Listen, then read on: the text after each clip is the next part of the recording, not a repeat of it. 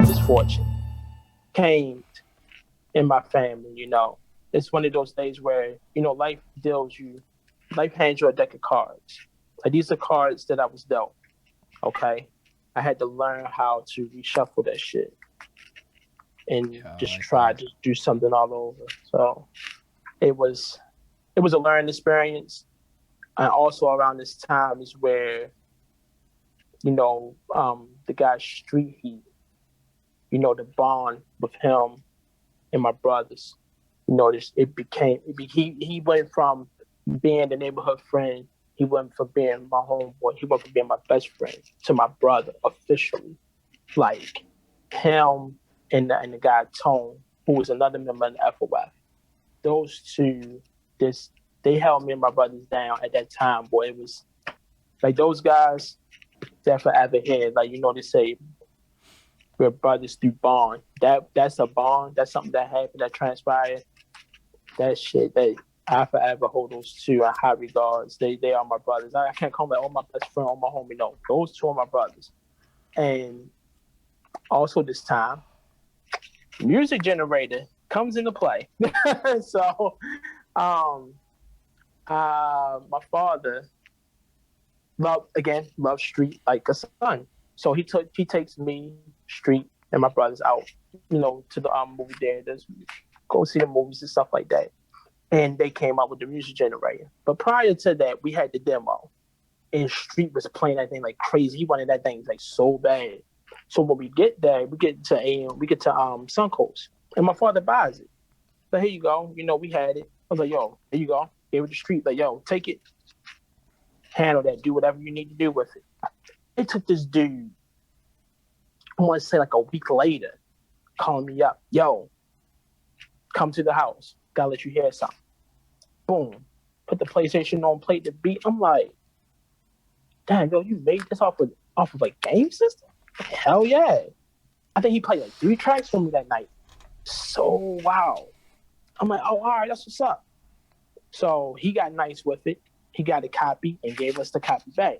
Now everybody in the house is making beats. So all my brothers making beats. Street is making beats. I once did not touch it. The idea for me was to only write, and that was it. I wasn't supposed to do nothing else. I was just supposed to be an MC, just like everybody else. And one day, everybody left, and the PlayStation was still on, music generator was still on. I'm just sitting down looking at it. I'm like, let me try something. I learned how to sample. That was my first time sampling the music generator. My first sample that I used was Beethoven's Moonlight Sonata. I distinctly remember that because I love classical music, like Beethoven, Mozart, Chopin, Bach, listen to all that shit. That's my like my meditation music. Like when I'm drawing, that's what I listen to. So I played it, learned how to chop it up and stuff like that because I was watching everybody do it, and I made a beat. And I'm like, damn, it was dark, but I loved it, you know. So I did the stupid thing and just left it up and left out the house. When I came back, it was playing. And it was like on a loop, and everybody in that bitch vibing like, "Yo, who the fuck made this?" Like, no one knew who made it. And I'm just sliding in the house like, "Oh shit, I should have got it written that because I don't want nobody knowing what I know how to do." And it was like, "Yo, you made this?" I'm like, yeah, fuck no." And I just started doing it more.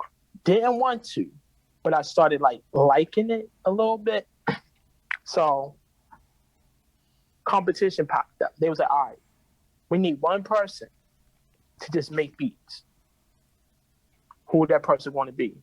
So everybody made a beat, and then everybody played it. No one said who made the beat because we had some of the homeboys come through, and everybody was judging, some American Idol type shit. Everybody was judging and listening to it, like, oh, this one's dope. Like, oh, yo, whoever made this, they could use some damn work and shit like that. I'm just sitting there like, all right, whatever. I'm not paying it no attention. They heard my beat, and everybody just went ape shit nuts. I'm like, I kind of see where this is going at. They picked that beat. They're like, whoever made this beat is going to be making beats for the group from here on out. I mean, it's like, damn, everybody went crazy. Like, yo, I knew you made it, yo. Blah blah blah blah blah. And then that's next thing you know, I'm the producer for the group and shit. So it's between me and Street, That's crazy. and it was. Do you hear this? Do you hear what he just said there? Like, did y'all listen to, first of all, PlayStation beat making contest, American Idol winner.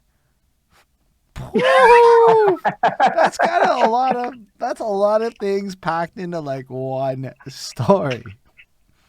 That's blessed. Man, thank you. It was wild as shit, man. I didn't want to do that. I'm like, come on, because I was still drawing and I was still writing, and I was like working on my universe, working on my stories and stuff like that. And here I am getting sucked in to making beats and writing rhymes.